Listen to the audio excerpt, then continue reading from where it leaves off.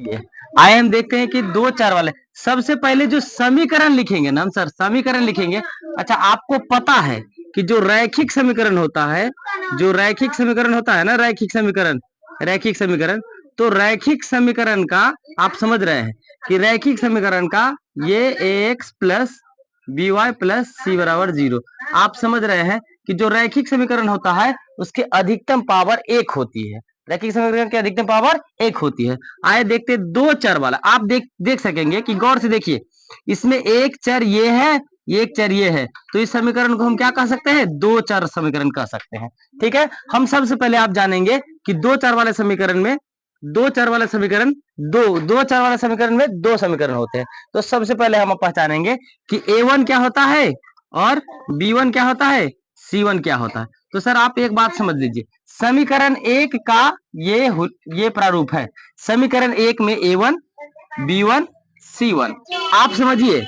अब समझिए a1 जो होता है हमेशा हमेशा हमेशा क्या होता है, हमेशा क्या होता है, हमेशा x का गुणांक होता है। क्या होता है, x का गुणांक होता है, x का गुणांक होता है। तो बात अब समझिए। और इसी प्रकार से b1 जो होता है वो y का गुणांक होता है, y का गुणांक होता है। क्या होता है, y का गुणांक होता है।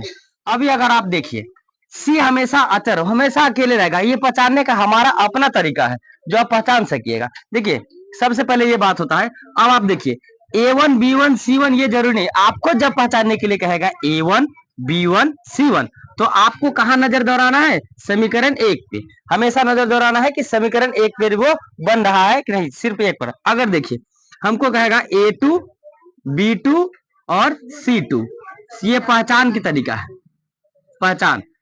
तो हम सबसे पहले इसको कैसे पहचानेंगे, हम समीकरण दो की तरफ देखेंगे, समीकरण दो की तरफ देखेंगे, समीकरण दो की तरफ देखेंगे तो a1 b1 c1 आपको पता चल जाएगा।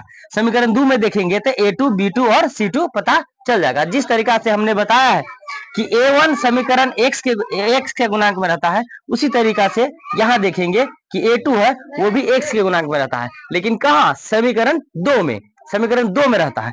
आइए अगर हम पहचान लिए तो एक क्वेश्चन के माध्यम से देखते हैं मेरे दोस्त।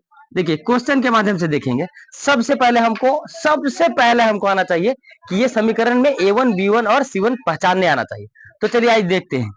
अगर मैं लिख दूं, कोई एग्जांपल्स ले लेता हूँ, 3x प्लस 2y ले लेता हूँ, -3 ले लेता हूँ और बराबर 0 ये ले लेता हूँ। इसको समीकरण में एक मानता हूँ और ये मैं लिख देता हूँ, इसको थोड़ा सा ये अलग कर लो, 5x कर लो और ये माइनस का 9y कर लो और ये माइनस का 8 कर लो बराबर 0। समीकरण दो कर लेता हूँ।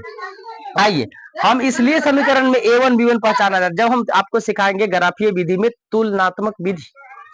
तुलनात्मक विधि से हम ग्राफ की प्रकृति देखेंगे, वो ग्राफ प्रतिच्छेदी कर रही है, ये समांतर है या समपाती है। तो इसीलिए सबसे पहले हमको a1 b1 पहचानना जरूरी है, क्योंकि हमको a1 b1 c1 नहीं पहचानेंगे तो हमको ये तुलनात्मक विधि नहीं आने वाली है। आइए वीडियो में आगे बढ़ रहे, अगले वीडियो में दिखाएंगे।